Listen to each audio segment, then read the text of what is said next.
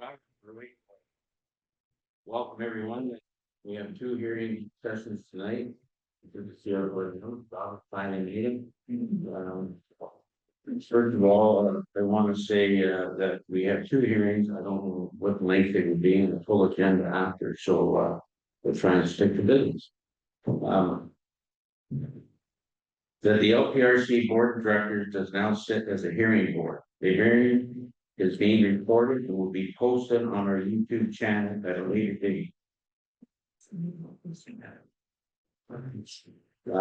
going to ask Nicole now to read the roll. Right. You need a motion. Mover and a seconder for that. Deborah and Peter. All in favor? That's carried. Okay, Nicole, you're going to read the roll call. Shelley Benny. Here. Dave Bears. Present. Robert Chambers. Here, finally. Thanks a lot. Here. And I'm here. Tom Shelley. Here. Stephanie here. Jim Hall. Here. Chris Fantastic. Here. Here. And Wolfram. Here. Okay, are there any conflicts of interest? Okay, I'm not going to ask Nicole to read the opening remarks and bear with us. It's lengthy, as you know. Say go. So we are not going to conduct a hearing under section 28 of the Conservation Authorities Act in respect to an application by C. Munford to construct a two-story accessory building at 172 Cedar Drive in North Point.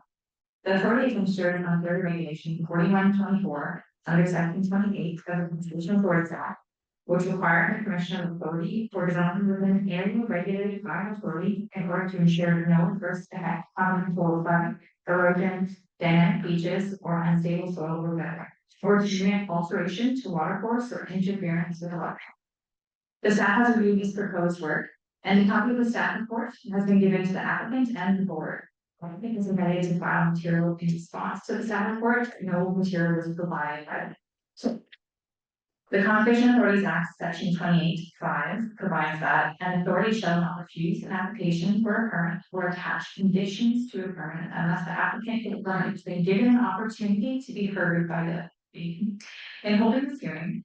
The authority board is to determine whether or not a permit is to be issued with or without conditions. In doing so, we can only consider the application in the form that is before us. This is not report. Such evidence as may be given and the submissions to be made on only information disclosed prior to the hearing is to be presented at the hearing. The proceedings will be conducted according to the Statutory Powers Procedure Act. Under Section 5 of the Canada Evidence Act, a witness may refuse to answer any question on the ground that the answer may tend to incriminate the person or may tend to establish his or her liability to a civil proceeding at the instance of the Crown or of any person. The procedure in general shall be informal without the evidence before it being given under oath or action. And during proceedings, the procedures listed in the hearing procedure summary provided may be relaxed or abbreviated for efficiency. The authority may ask questions of witnesses for clarification at the time. If the applicant has any questions to the hearing board or to the authority representative, they must be directed to the chair of the board. Okay, everybody understood all that, right? Okay. We're going to start with Leanne from the authority to make your presentation.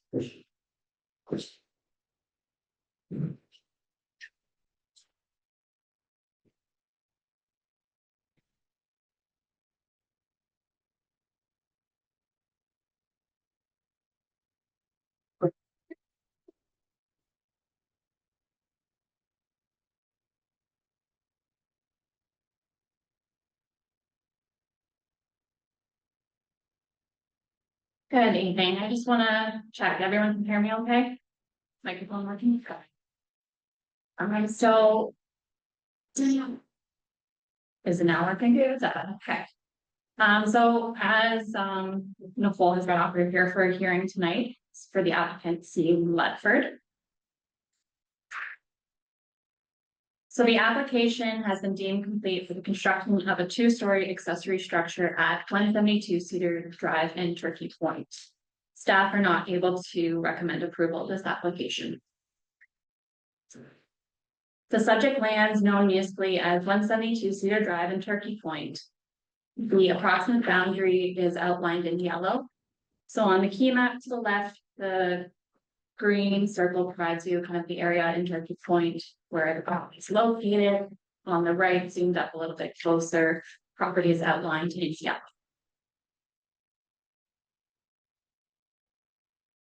At this location, the property is subject to flooding and erosion hazards from Leach Erie, and the entire property is regulated under the Long Point Region Conservation Authority jurisdiction under Ontario Regulation 4124. The limit of the regulation area under OREG 4124 is shown in red. The red hatched area is the area of jurisdiction that we have. So as I mentioned, shoreline flooding hazard. So here's kind of a diagram showing the flood hazard as it relates to kind of in our technical guide. So this whole area is within the 100-year lake flood level. So it is subject to the shoreline flood hazard. Outlined in green on the site plan. This is also on page 29 of your agenda package. It's a little bit easier to look that way. This is the site plan that was submitted along with the application. So on the right-hand side or to the east is the existing cottage, and then on the left outlined in green is the proposed footprint of the garage or structure. So on this slide, and again, these photos are on page 33 of the agenda package. Again, this gets a little easier to see. Gives you an idea of what the proposed structure is to look like. So we have the east side, which will be facing the lake, south side, north side, and then the west side, which will be facing Cedar Drive.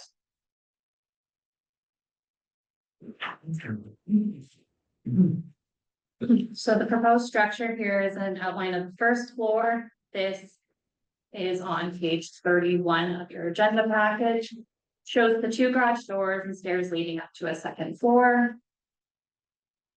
Next slide is second story of the proposed area, which includes 71 square meters or 768 square feet of enclosed space for a total of both floors is 142 square meters or 1,528 square feet. When an application is received by LPRCA staff, we review against the applicable policies. As a reminder, the overall intent of their policies is to prevent the loss of life, minimize property damage and social disruption, reduce public and private expenditure for emergency operations, evacuations, restoration, and protection measures.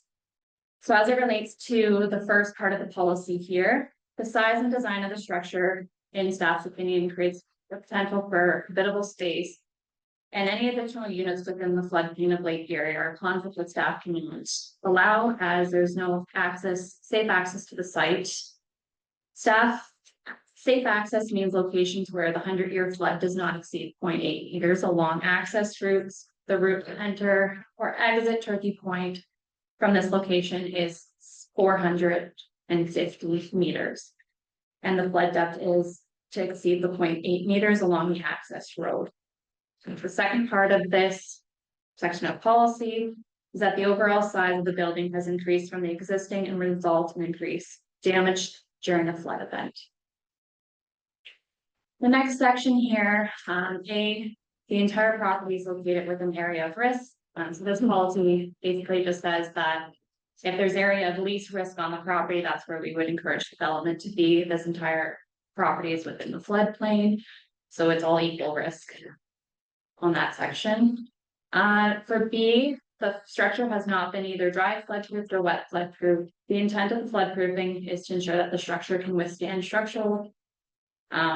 structurally withstand the forces from flooding and to limit damages to internal material during flood events. Next section is no basement is proposed. So this is proposing no basement or crawl space. So just met this policy section. The structure has not been designed to withstand any hydrostatic or dynamic forces that would result during a flood event. A solution would be for this, for review from an engineer to ensure that it can structurally withstand being flooded. And then also just limiting damage internally to the component. Next section of policy is, again, this relates to putting development in the least hazardous area of the property. As I've already stated, it's entirely within the floodplain, so one section is not better than the other. And for the last part, the site is subject to frequent flooding, which means it's just within the 25 flood event. However, there's no feasible area outside of that, so we would deem that policy criteria has been on your handout. There is a typo.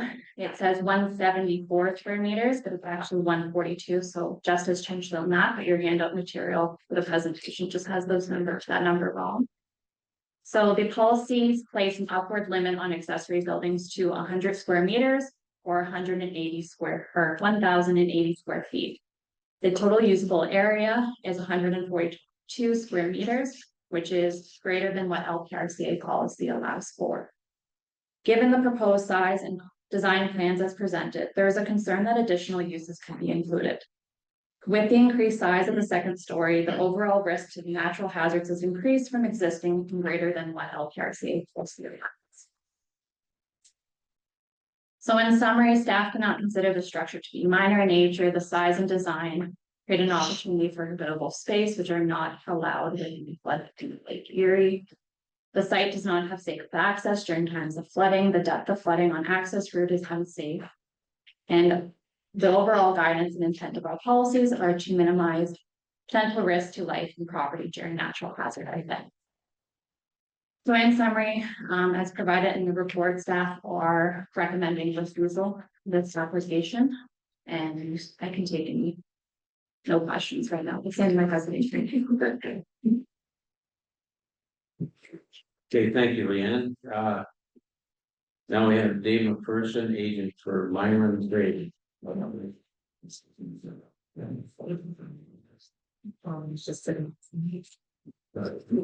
sorry, it's for one. That's Mr. Gray.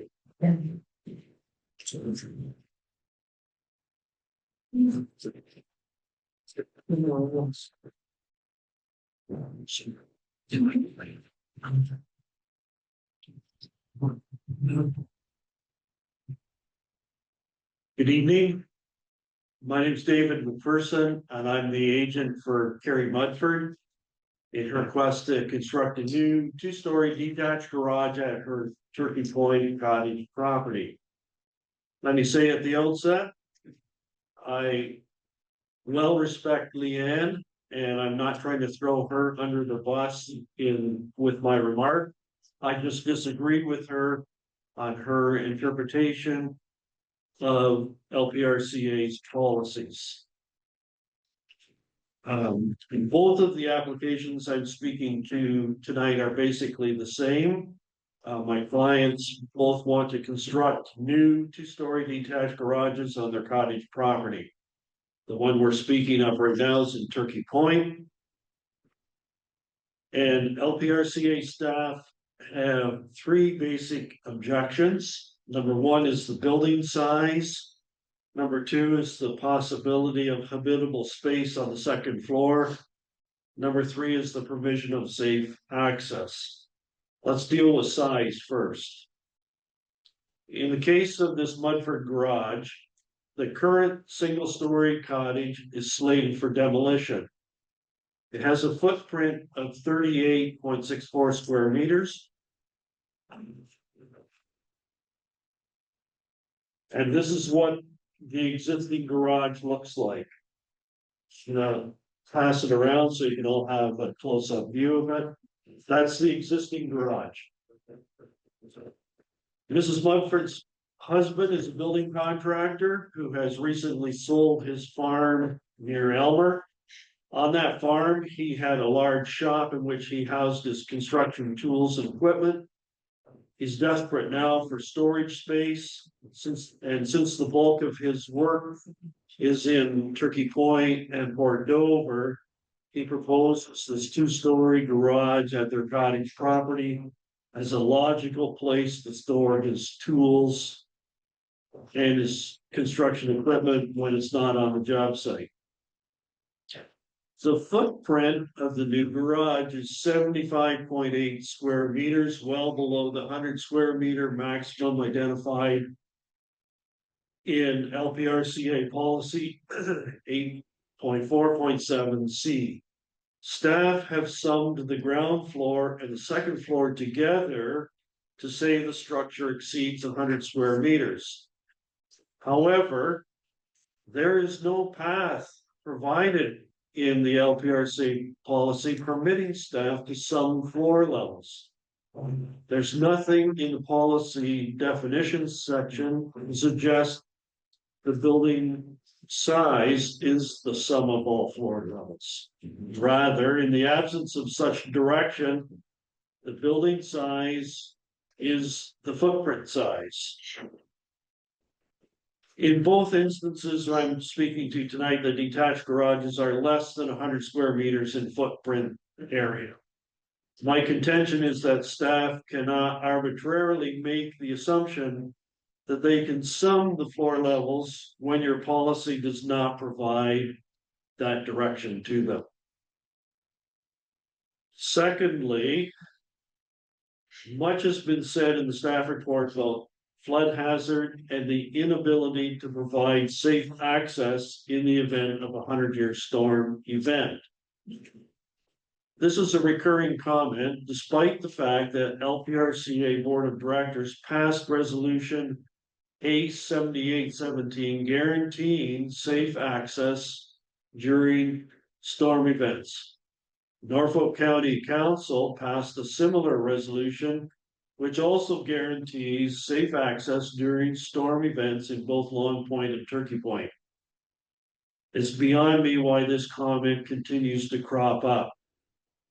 Also, the staff report suggests the structure is not wet flood proofed. It doesn't have to be. This is a detached garage.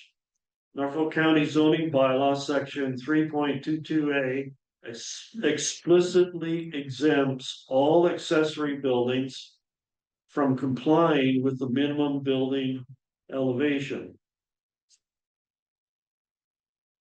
Thirdly are the comments on habitable space. These comments are all red herrings at best and offensive at worst. Norfolk County zoning bylaw expressly prohibits habitable rooms within accessory buildings anywhere in the county, including detached garages.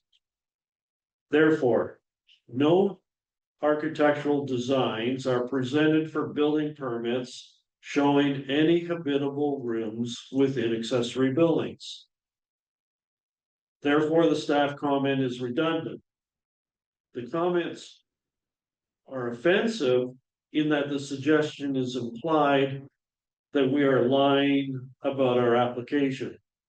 Our proposal is for a wide open second floor. You saw that on the architectural plans in Leanne's presentation. The whole garage is unconditioned space. It's for storage purposes only, and it is not habitable. Staff are asserting their personal biases. Canadian Tire could be considered habitable space, as could this very building we're gathered in tonight, but they're not designed as habitable spaces. So we have to rely on the architectural drawings submitted. The reality is staff cannot insert personal notions into our drawings. Our drawings legally are to be taken at face value. Speculations of could be, what ifs, might be's are just that, speculations. I have photographs here of the existing garage, which is being circulated, and 6 other two-story garages within the next 12 lots to the west of this particular garage in question tonight.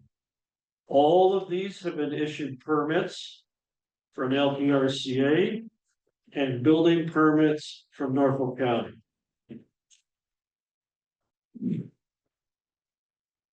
This garage is immediately next door at 174 Cedar Drive. Notice it's 2 stories and has windows and so on the second floor.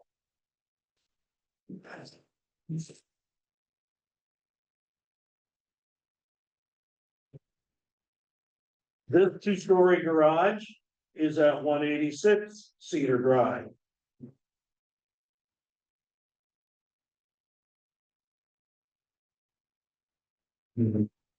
This 2-story garage currently under construction is at 192 Cedar Drive. 2 stories, windows on the second floor.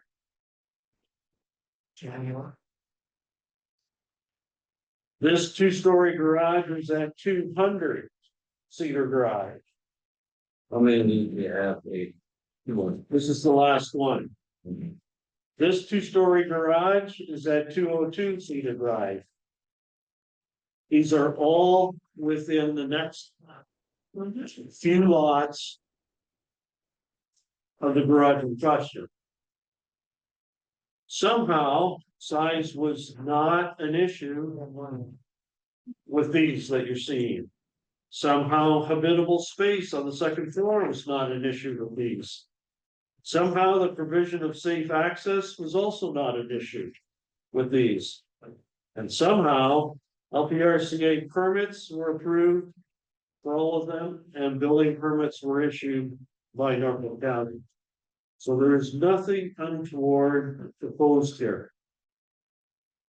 In conclusion, I suggest that the objectives of the LPRCA, insofar as the prevention of loss of life, to minimize property damage and social disruption, to reduce public and private expenditure for emergency operations, evacuation and protection measures, and to minimize the hazardous and the unnecessary development of flood and erosion susceptible shorelines has been achieved.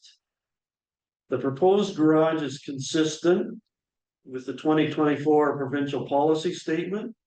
It meets the general provisions of and is in conformity with the Norfolk County official plan, and it conforms to the Norfolk County zoning bylaw. I submit that the proposed garage will have no impact environmentally and no impact on neighboring properties. In fact, as evidenced by the photographs I circulated amongst you, it blends in with the existing streetscape. I respectfully request that you approve our application. Thank you. Okay, thank you, Dave. Does staff have any questions for Mr. McCurdy? No, questions. Does Dave, do you have any questions for the authority staff? No. Okay. Does the board, if they have any questions to either staff or the applicant? Mike? Just wondered, what other buildings are on the particular lot at this time? I think there's a cottage, right? Yes, through the chair, there's a cottage on the site on the property Thank you. and an existing garage which will meet all our issues. Any other questions from? Question through the chair to staff, the properties, or at least the buildings that were just circulated, the neighboring properties, were these foundations in place prior to the legislation, the changes in legislation in 2006? Through the chair, these were not provided to me in advance, so without having that in advance and being able to look at what they were built and whether it's where they should, I keep it to that question. Okay, thank you. Good. But Chair, thank you through you to staff. and this may be beyond your scope. But if Norfolk policy states that accessory buildings do not necessarily need to be flood-proof. And if this goes ahead and it's not flood-free, then that would preclude any future ARU, correct? And I know your scope. So through the chair, I can, if it helps, so wet flood proofing means that the property is intentionally designed to flood. So the foundation does not have to be at that elevation. For dry flood proofing, that is when everything and the top, the first floor is above that minimum floor elevation. So that's the difference between the two. As for precluding any additional use down the road, I can't really answer that, because I mean, you can apply for. You can make application. All right, well, not sitting on Norfolk County, not familiar with their planning policy. Just intuitively suggesting that if the accessory building doesn't have to meet the same dry proofing, if you will, as a habitable space. Then in order for this building to become habitable, would it not have to be dry proof somewhere down the future? Or you're contravention your policy? Get Dave back up there for you. I think he's the one to answer on.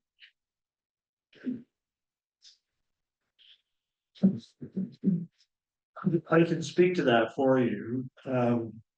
All of Turkey Point is zoned resort residential in Norfolk County zoning bylaw. And in that zone, it explicitly precludes ADUs. ARUs. ADUs, we call them ADUs and tell them, sorry. Oh, So there's no opportunity to convert a garage to an ADU. thank you for that. Any other questions? Seeing none, okay. We'll now move into in closed session that the LPRCA board does now enter into a closed session to discuss litigation or potential litigation, including matters before the administrative tribunals. Example, Ontario Land Tribunal affecting the authority. Motion. Motion to move. Dave, seconded. And sorry, Jim. Sorry. Okay. All right, we're going into closed session. I wish to advise Mr. C. Mudford that the request has been approved. Thank you. Okay. Better read this, Jim. No. Okay, we're going to do our second hearing. And within this, let's go over the read the story what we got. We are going to conduct a hearing under section 28 of the Conservation Authority Act in respect of an application by T. Clark for a proposal to replace the existing single-story accessory structure with a proposed two-story structure at 74 Old Pet Boulevard, Kinloch. The authority administered Ontario Regulation 4124 under section 28 of the Conservation Authorities Act, which requires the Commission of Authority for development in an area regulated by the authority in order to ensure no adverse effect on the control of flooding, erosion, and features or unstable soil, or bedrock, or to permit operation to water course or interfere with the wetland. The staff has reviewed this proposed work and a copy of the staff report contained in the applicant board. The applicant is invited to file material in response to the staff report. However, no material was provided by the applicant. The Conservation Authorities Act, section 28(5) provides that an authority shall not refuse an application for a permit or attach conditions to a permit unless the applicant has been given opportunity to be heard by the authority. In holding this meeting, the authority board is to determine whether or not a permit to be issued with or without conditions. In doing so, we can only consider the application in the form that is before us. The staff report, such evidence as may be given, and the submissions to be made on the part of the applicant. Only information disclosed prior to the hearing is to be presented at the hearing. The proceedings will be conducted according to the Statutory Power Procedure Act. Under section 5 of the Canada Evidence Act, a witness may refuse to answer any question On the ground, the answer may tend to permeate person or may tend to establish a reliability to a civil proceeding at the instance of the crown or of any person. The procedure in general shall be informal without evidence before it being given an oath or affirmation. As the hearing proceeds, the procedures listed in the hearing procedure summary provided may be relaxed or abbreviated for efficiency. The authority may ask questions of witnesses for clarification at any time. If the applicant has any questions to ask at the hearing board or the authority to host it, they must direct to the chair of the court. Okay, Leanne, you have the podium.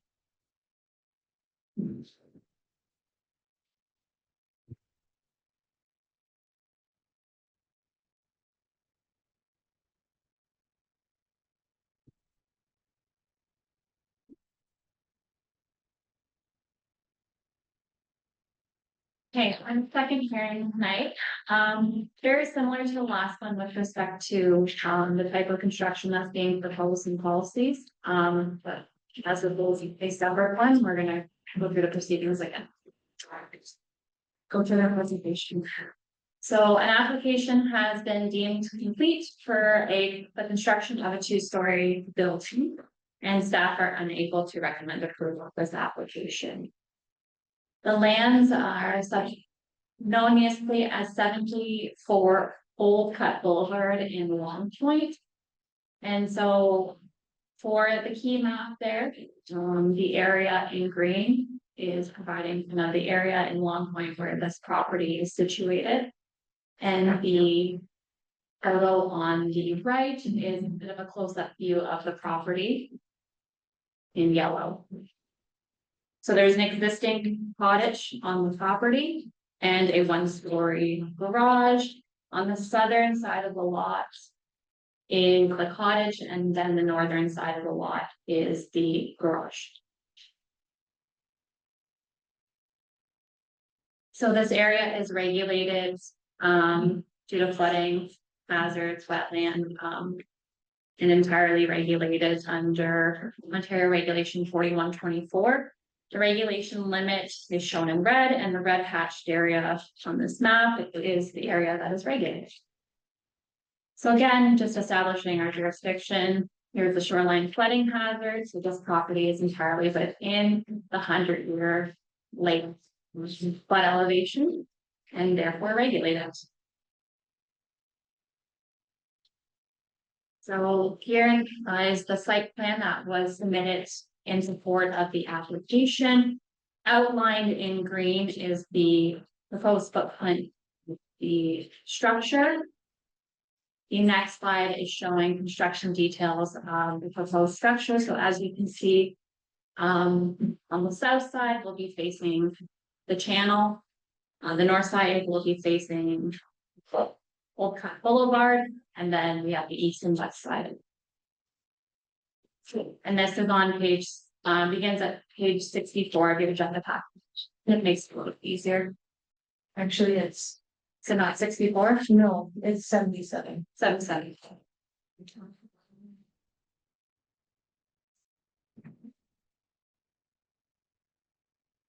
So the next slide is the proposed first floor of the structure. So as you can see here, 2 garage doors and then a small garage door in the back with interior stairs leading up to the second story. Here is the floor plan of the second story. This application includes a proposed covered porch that will be facing Old Cut Boulevard. So when we receive applications, we review our policies.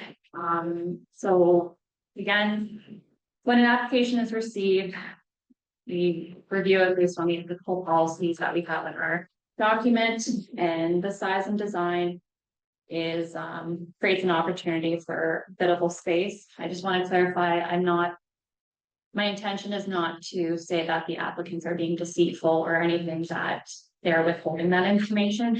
It's just we have to look at a planning horizon that may extend beyond the ownership of the property or the consultants who are working on this. So in no way is it a reflection of my thoughts of someone being dishonest. It's just with the size, that's an opportunity that may present itself down the road. And It's a concept that staff can allow as there, again, is no safe access. The route to enter and exit Long Point is quite a bit longer this time at 7.9 kilometers from the site, and flood depths exceed 1 meter in various locations. The overall size of the building has increased from the existing and result in increased damage due to a flood event. So the next part, again, this entire property is within the floodplain, and we would deem that this policy has been met. There is no real area that is zero risk, that it's a little bit further away from the channel, in an area of the least risk. The structure has not been either dry or wet flood proof. The intent of flood proofing is to ensure the structure can structurally withstand the flood event and to limit damages to internal material during flood events. Policy 842, there's no basement or crawl space proposed. This policy consideration has been met. The structure has not been designed to withstand any hydrostatic or dynamic forces that would result during events. The next section is, again, there is no feasible alternative outside the Lake Erie flood hazard, as the entire property is within the flood hazard, so we would deem that that would be met. The second policy consideration on this slide is that it is not subject to frequent flooding. Again, we recognize that there is no opportunity in this area to be outside that 25-year event. So in consideration of this, we deem that the policy has been met. Second part is the floor area of the building or structure is less than or equal to 100 square meters or 1,080 square feet. So LPRCA policies place an upward limit on the size of these types of buildings. And for this area, for this proposed building, we've calculated the area was 189 square meters and is above what LPRCA policy allows. And for D, given the proposed size, there's a concern that additional uses could be placed inside it. The increased size of the second story and the overall risk to natural hazards is greater than the existing and greater than what LPRCA policy allows for. So in summary, staff cannot support the application and not consider it minor in nature. The site does not have safe access during flooding. The depth of flooding on access routes is unsafe. And the overall guidance and intent of our policies are to minimize potential risk to life and property during natural hazard events. So therefore, you have in front of you a recommendation from staff to refuse the application. End of my presentation. Thank you, Leanne. Okay, David, you're up next.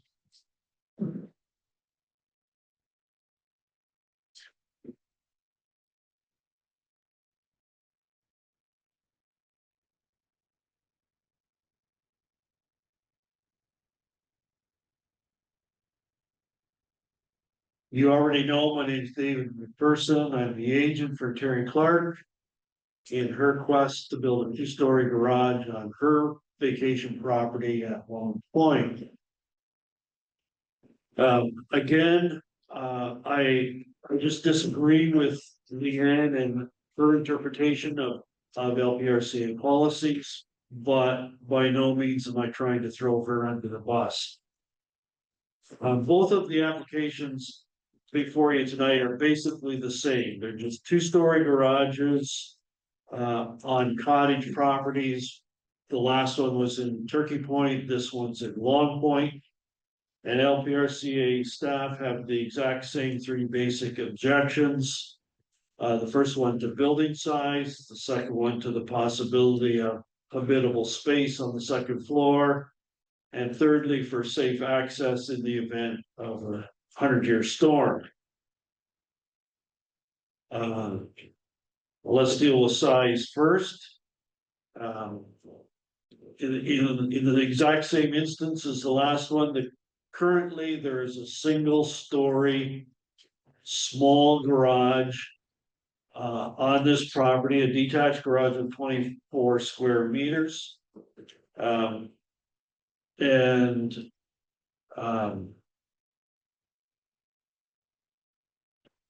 In Long Point, the same as in Turkey Point, because of the proximity of the water table, there are no basements. So that leaves storage space for seasonal items such as patio furniture, paddle boards, kayaks, and so on. And that becomes problematic. And in this case, Terry Clark, I successfully presented an application to Norfolk County's Committee of Adjustment in October of last year. The application number was ANPL 2025-269. And that application provided for the construction of the two-story garage, and it provided for the size of it. That was approved. The footprint of that garage is 94 square meters, well under the 100 square meter maximum identified in LPRCA policy 8.47C. Again, staff have summed the ground floor and the second floor together to say that the structure exceeds 100 square meters. However, my contention is that there is no path provided in the LPRCA policies permitting staff to sum floor levels. There's nothing in the policy definition section to suggest that the building size is the sum of all levels. Rather, in the absence of that direction, the building size is the footprint size. And in this Clark case, the garage footprint is 94 square meters. My contention is that staff cannot arbitrarily make the assumption that they can sum all the floor levels together when your policy does not provide that direction.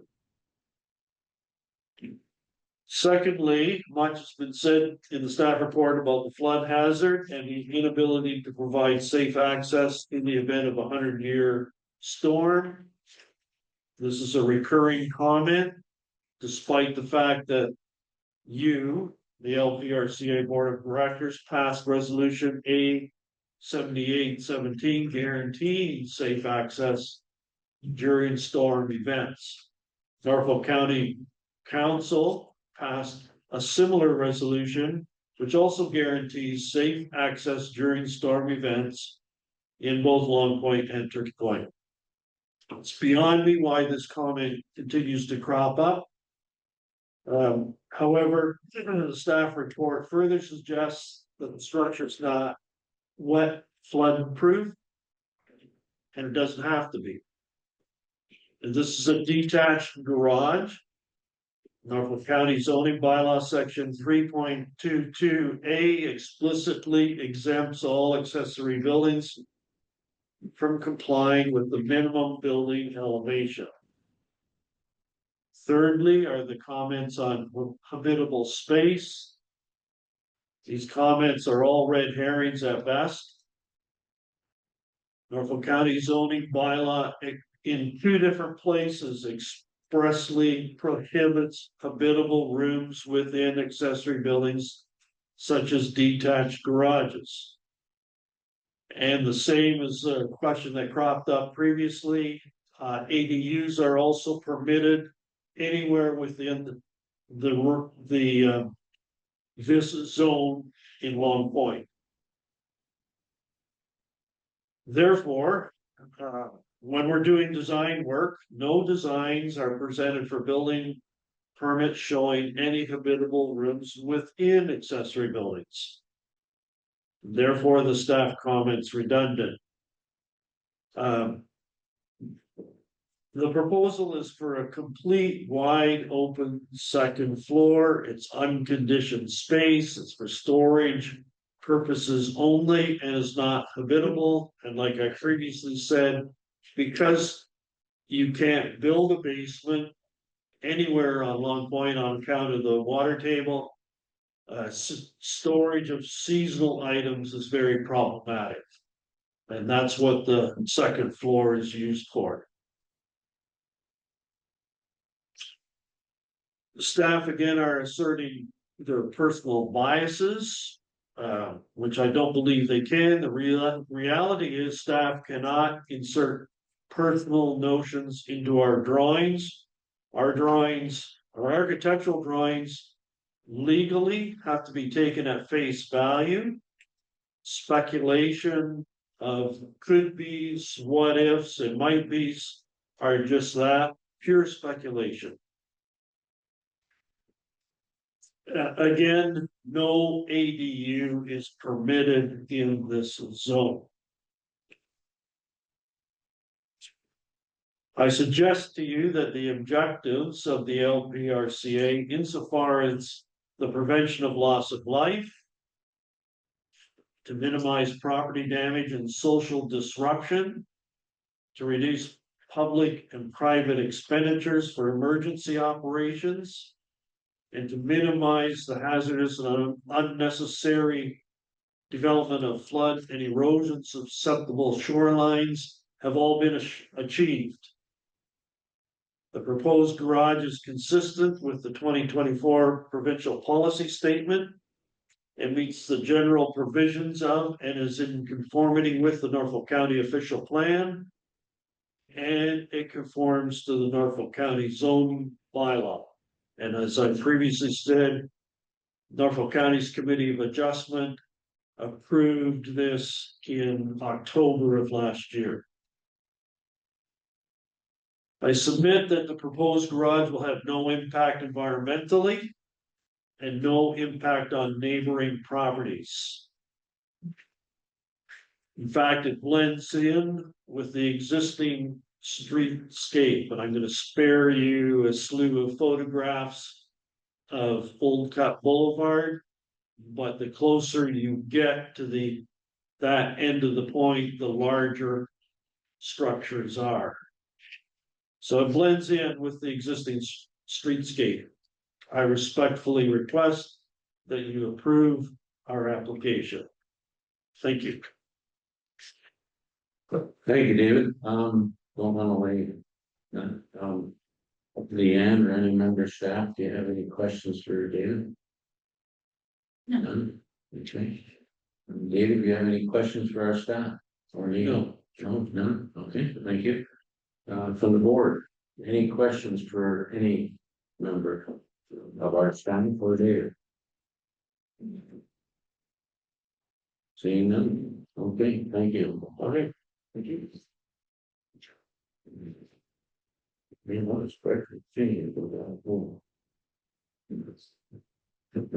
Go in full session. Have a motion that the LPRCA hearing board does now enter into a closed session to discuss litigation and potential litigation, including matters before administrative tribunals. Examples: the Ontario Land Tribunal affecting the authority. Moved by David, second by Tom. All those in favor? That is carried. Thank you.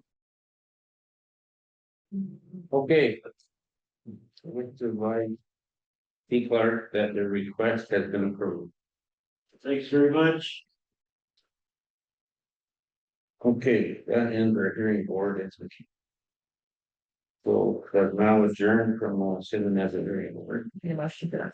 All right, moved by Mike, second by Peter, all in favor, as carried.